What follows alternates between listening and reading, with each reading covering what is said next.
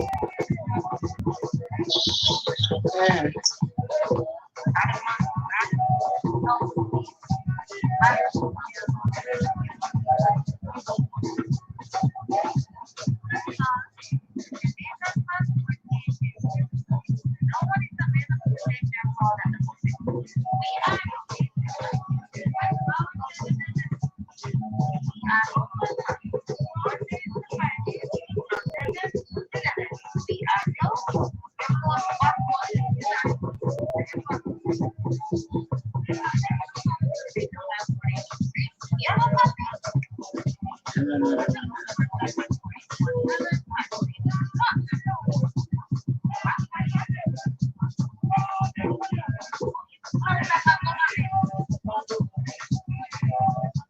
Ada yang dene. Beda lain, madam. Oh shoot, I should have did this over here too. What?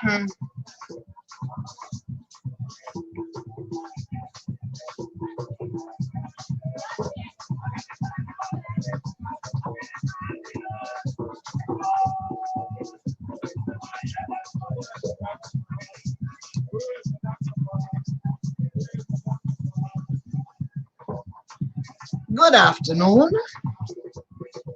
On the door. Because I am me with upon a threefold stream. Hi Instagram. What's up Facebook? How it do YouTube? We're gonna talk about something that occurs across the African diaspora. It occurs through the course of immigration and migration of peoples into spaces and places. In speaking with my daughter the other day, I realized that there were some lines of anger and resentment. I'm like, ooh, I recognize those emotions. I had them myself. And then I had to go talk to my brothers and sisters, they're considerably older than I am, and look at the patterns of some situations.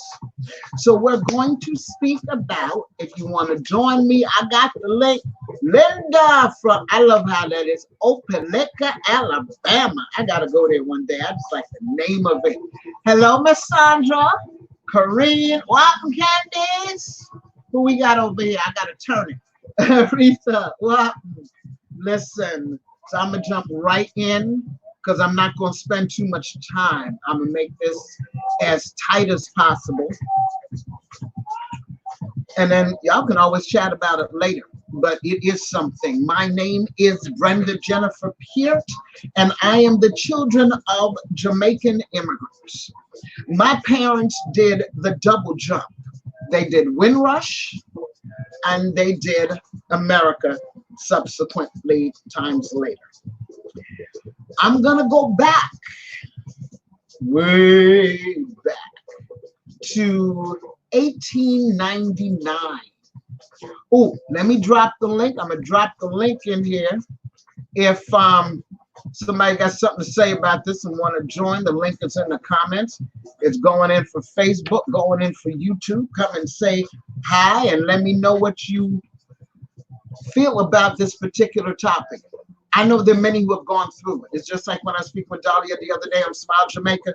She said, how is it second and third generations, they come so strong for the culture and strong for the country? And it's because some of them have been denied the opportunity to have touched the soil. Now, I know that my maternal grandmother, Mary Jane Wright Molliot, was born in Clarendon. We've clarified some things. Grantham, Clarendon. In 1899. I don't know why I thought she was born in January, but maybe she's born in September. So that was a whole nother one of them Virgos that dropped in. Oh, that's my song right there. I need that to keep my sanity, but I'm gonna turn it down a little bit. Now, my mother was born in 1923. I know for a fact my grandmother was in New York in 1924. So, who was that baby with? My mother was raised by her godmother, Mrs. Goldburn, in Spanish Town. All right, look at one case in point.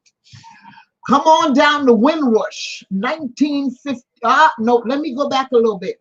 My older brother, he was raised by his paternal grandmother. Mommy must have been young, going to settle into life. Come forward again, 1955. My parents married in 51. But in 1955, Windrush, off to England you go.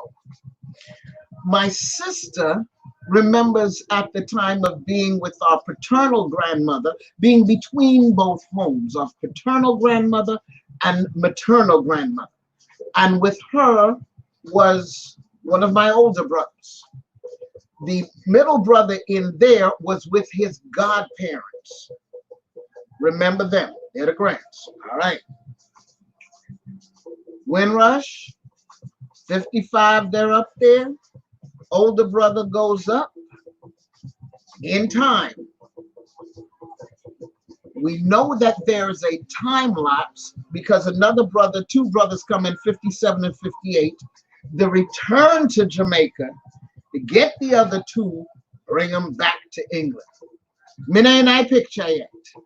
Okay, so you're looking at 5. All right. Hello, number 6, 1965.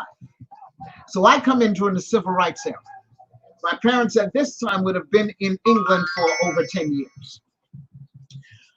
I know that I made the trip to America October 22nd, 1968, British Airways. Used to have the little pin and everything, and the white doll that said London Bridge is falling down. My siblings, without the two older brothers, because one's in Jamaica, one's in England, that set come to America in June of 1969. They celebrated their 50th anniversary last year. Here's where we're going to get tricky. Everybody's college age, high school age. It's 68, 72, we moved to Brooklyn.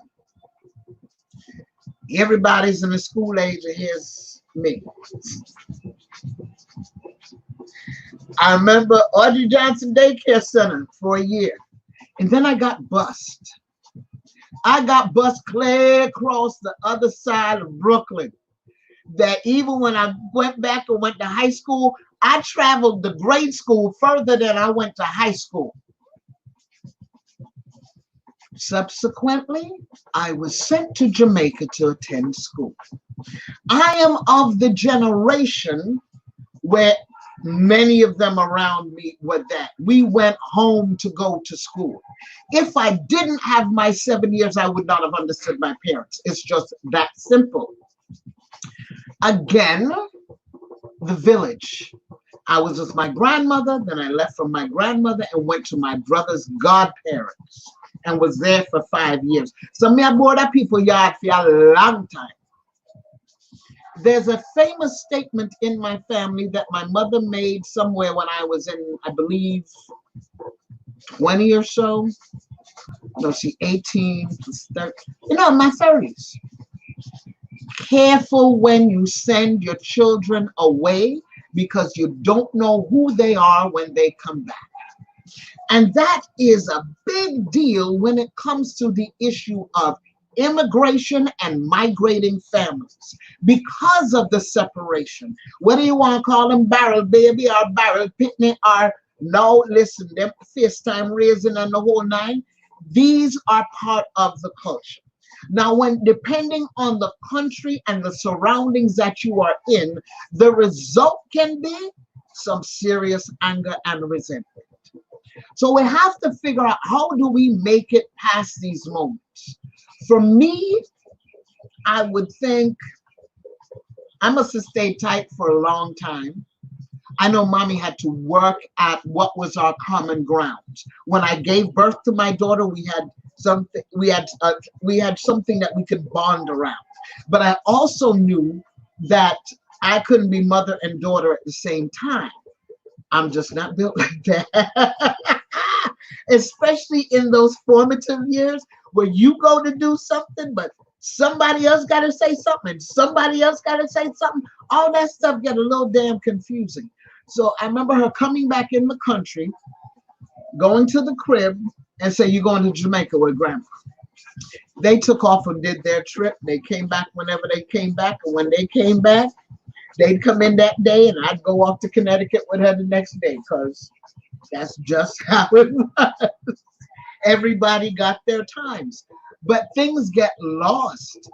But part of what I'm looking at is that this village raising, whether it's aunts or grandma between Jamaica and Hartford and New York or the whole nine, what wasn't being grasped is that that's similar to my life. I saw nothing wrong with a child going to Jamaica to go to school. And I remember at times when people say, "How'd you send your child away?" I'm like, I don't know no different. It's what we do. It's par for the course. Now, everyone does not have the greatest being boarded with, raised with other people's stories. Trust me. I heard everything under the sun. Oh, you only get to stay because your mother, da, da, da, da, da, da. Or you have people that take things that you thought were near and dear to you and then they disappear. It all begins to matter, to delve out, how do you deal with material possessions, or how strong is your constitution in dealing with other people. But there are those who I know who are still going through shock. They're still barrel babies today. They're still, especially with these more complicated issues of immigration factors and people being able to move back and forth. It causes resentment in some of the children because them don't know what I want. The parents in their minds figure they're doing the best that they are doing in order to raise the children with some sense of cultural heritage, but somewhere along the line it gets misconstrued when mixed with Western psychologies and upbringing, because it doesn't necessarily mix with the same sense of entitlement that one is able to grasp living in John Brown country and other spaces. So I know it can't just be me. Anybody else did go yard for God school? I left them parents someplace else. I remember one of my brothers saying to me, "Oh, I've always wondered about you because you weren't talked about." Or I remember leaving in 72 and coming back in 77. No, I came back in 75 because the comeback at 75, an INS hold me because I had been out of the country for over a year. I was not supposed to have been out that long. I was a green card holder. I should have been in at least once every 365 days. But so it go. You live, you learn, you find out. So yeah, even at 10, I was having to deal with immigration and their stuff. But at the same time, I'm beginning to think maybe under the Freedom of Information Act, if there's anybody who has my Jamaican passport number, it would have to be United States Immigration. So hopefully, if anything, I could get it from them to help the process move smoother with getting the Jamaican passport. But I digress. Yes, Miss Christie. Walton Caitlin. Yes, Madeira was sprawled off in the green world. Instagram, I'm sorry, you're only seeing the green screen. If you can see, bam, it's got a full backdrop that says, let me move out the way 1 hot second so that they can see. What of that? I love the magic of this. There's only the pillowcase or so. Bam, around Jamaica in 7 days. Because I saw it go. We're always ready for go back, because if and I have to say because I am the last of my generation. Bottom line. There are no male children behind me. My daughter is the last one with our last name, and it's a hyphenated last name. So if she gonna marry somebody, it gone. So there has to be some record that we existed. There are children that are in London who need to have some sort of breadcrumb trail of the history of their family, because all sides haven't necessarily been very harmonious. And I think that has to do with various measures of upbringing and again, this migration issue. WhatsApp didn't exist back then. AT&T calls cost a lot of money. So, you know, push come to shove, you have to work out things in a certain way. But I can't, me one did go through it. I don't know the perspective. I do know the perspective of one or two males. Them did feel away when their mother they're foreign. Like when you look at that movie Sprinter, I really wish, and I guess it was budgetary matters, you know, how much the actress cost to have in there. I really wish they had expanded on the issues and the role of the mother and the migration and immigration issues that she faced in that film Sprinter, as opposed to sticking to the story of dealing with the father's drunkenness. There was a lot of other things that they could have done that really would have rammed things home, because it's a living issue today. There are still many parents who are immigrating. It's not all, it's the second and third generations where both mommy and daddy are here. But everybody's still Nakotsa. There's some who are still, it's mommy and she do over here, I take care of business. Our daddy and him do over there, so I take care of business. And the children are with relatives or with good friends or with of many generations. So there's going to be some young people, and I hope it gets into your minds and you get to hear that I know one I got through this. Because if I can literally, based on paperwork and first person stories, bear witness accounts, that in fact, 1899, my grandmother born. My mother born 1923, but my granny in America in 1924. So who my mother there with? Her godmother. The brother born in their fame grandmother. Him not see my mother again, I think, until he was 14. So can you imagine how that felt? So we these things are still, they're part of our lives today. There are grown adults who have feelings about, and they're still registered of what they went through in their childhood and how it's affecting or not affecting their children. They either through partnership were able to create other family environments where they can really take a stock of how is it they were being reared and how they're able to rear their children. Now, I was about to say I always had both parents in the home, but I wasn't always in the home, so I can't even put it that way. I wasn't there. So I don't necessarily know how that home life was. I returned at 13, but after that, at 7 years, me dad, and at 7 years, me dad. So you have to figure out, if you have not been around your parents all that time, everybody's a stranger. And you tiptoe here and you tiptoe there. My father's way of communicating, yes, that God say him never drink, but he could go from 0 to 1,000 in no time. And there were times I would wonder, wait a second, why is he coming in angry? I'm like, but you didn't know the life of a 6th grade educated master carpenter, mind you, but who traveled from Brooklyn via 2 trains up to Harlem to go into the hospital to go do people's bidding.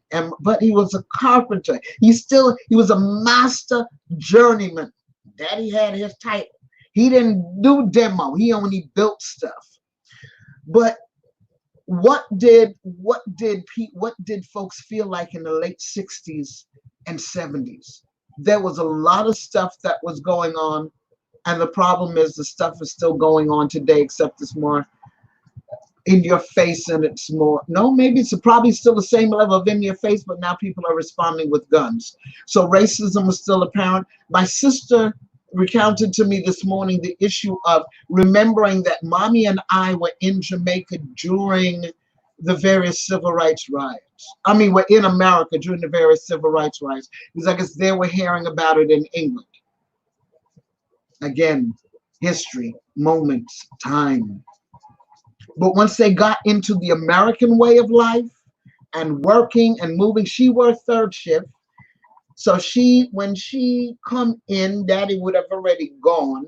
A brother got to get me to the bus. So you can't see why I'm going to get something guy out. I can see it was for my safety, for my upbringing. And I love the fact that I had that exposure. Because if technically I'd have been a latchkey kid from 7 to 14 in Bushwick, I wouldn't be talking to you right now. That's just straight up. Spanish Stone, what makes Xavier? Hi, Stan. Natalie, Charlton Singleton. Whoa!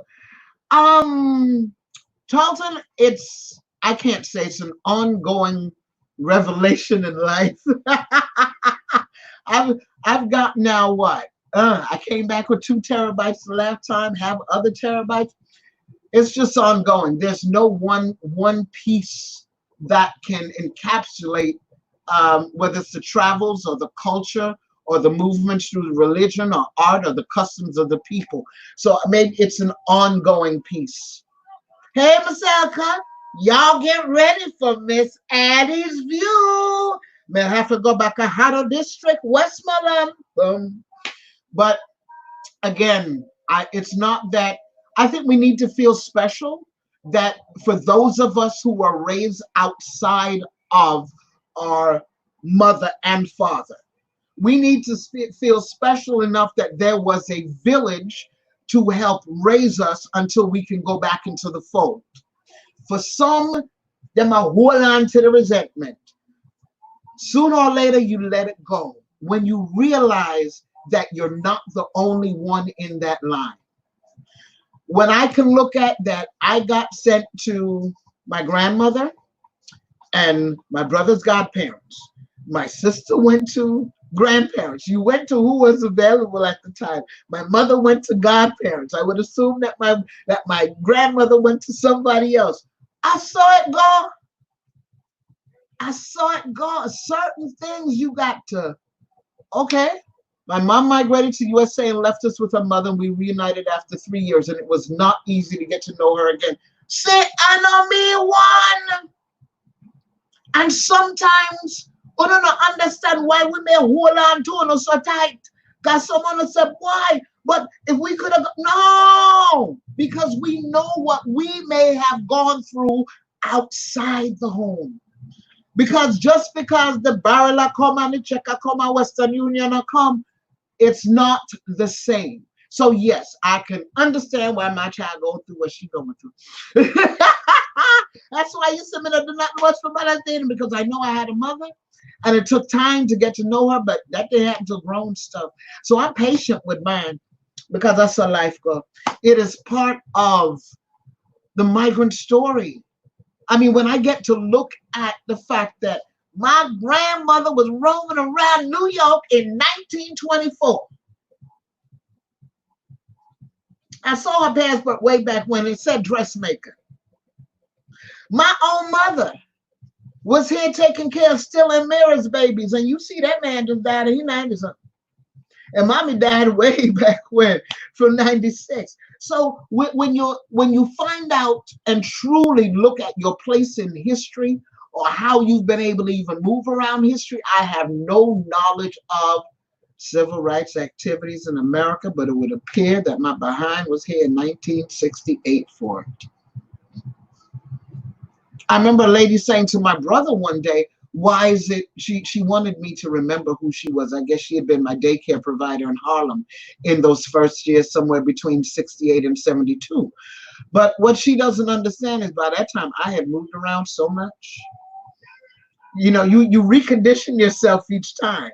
All those spaces and all those schools, I've done over 10 schools. There was one year you did 2, 3 schools. If you look at it, yep, you start St. Teresa Prep, 1973. St. Teresa Prep up until Easter, Tredegar Park from Easter to summer, and St. Catherine Primary in the fall semester. So I was shifting. I was moving. Now you got to end up taking these experiences and make them bolster you and have something to work with, and not stay back in the, oh, what the hell happened to me? because shit happens. You get old enough, you learn it. I'm 55 now. I can't turn around and look at anybody and say, why did you set me? Man, listen. I loved my time in Jamaica. I may have hated it at the same time, but when you come back and you look, say, oi, I have something I have to run around. And I came back being the only child in the house. They didn't have to, diffuse their energies anymore. It's just boom. I remember my brothers and sisters would come over and talk about me being spoiled. Because when they were in the house, they had to do A, B, C, X, Y, and Z. I'm like, yeah, it was 5, 6 of y'all. When it's just one and you have immigrant parents and the rules keep changing, you learn. Here I, Miss Chrissy, now wrap it up. Chrissy.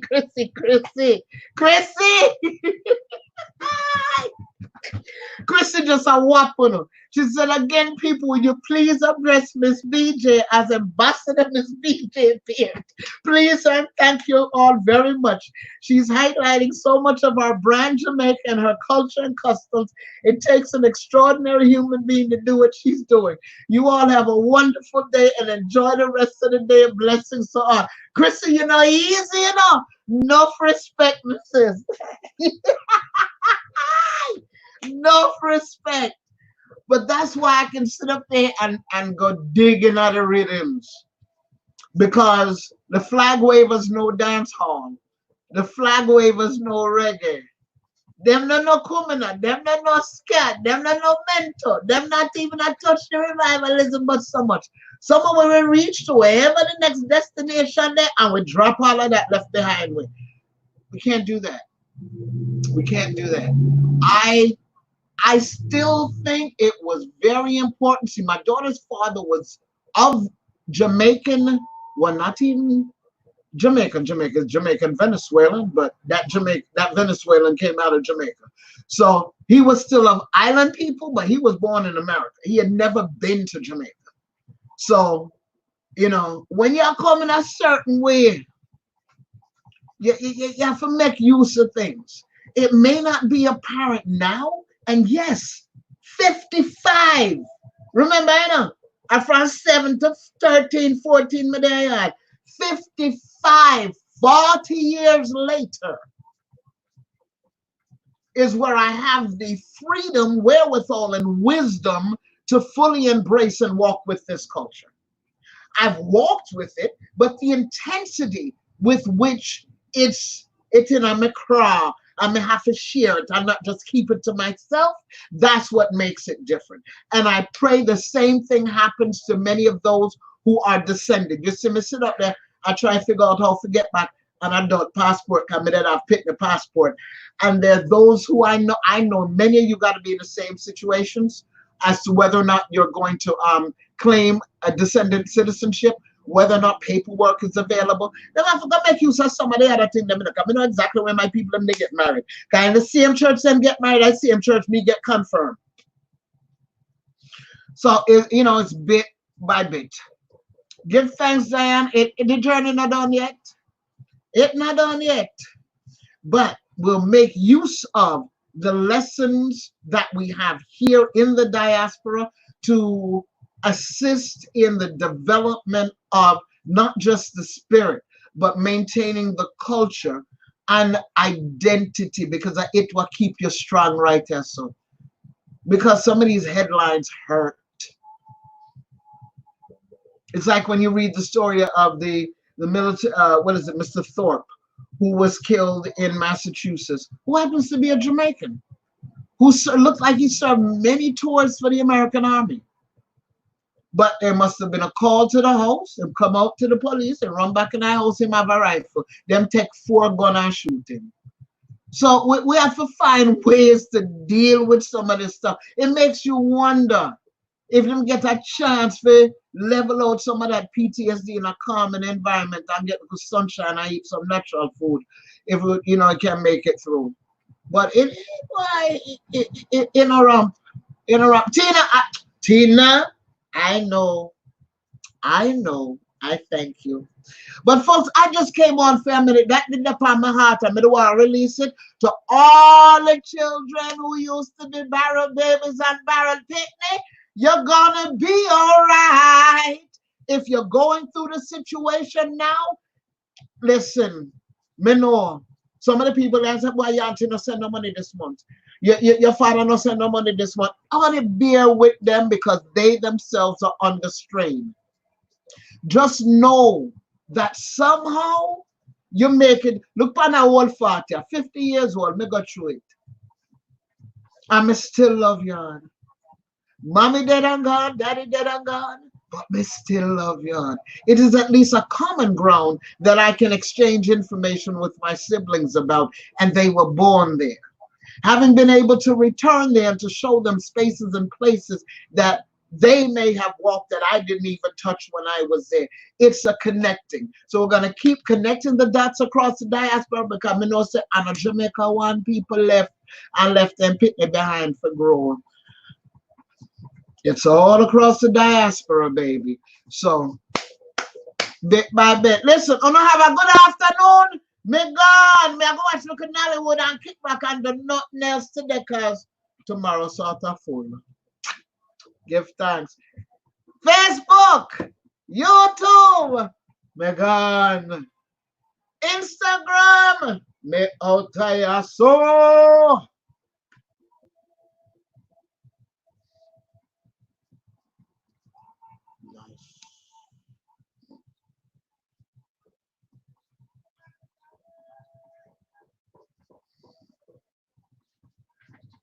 Nice.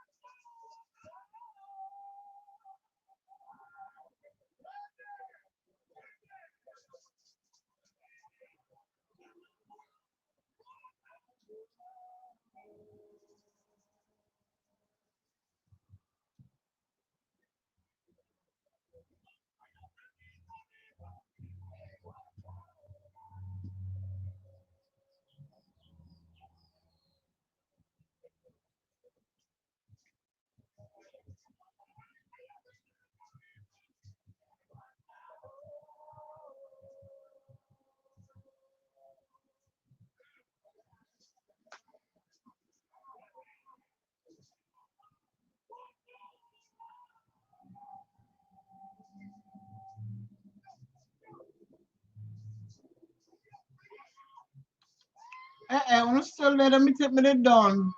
You don't see me sit down here. I sit down here and do the Instagram something. I like them off. Oh, let's still do that, lad. My God.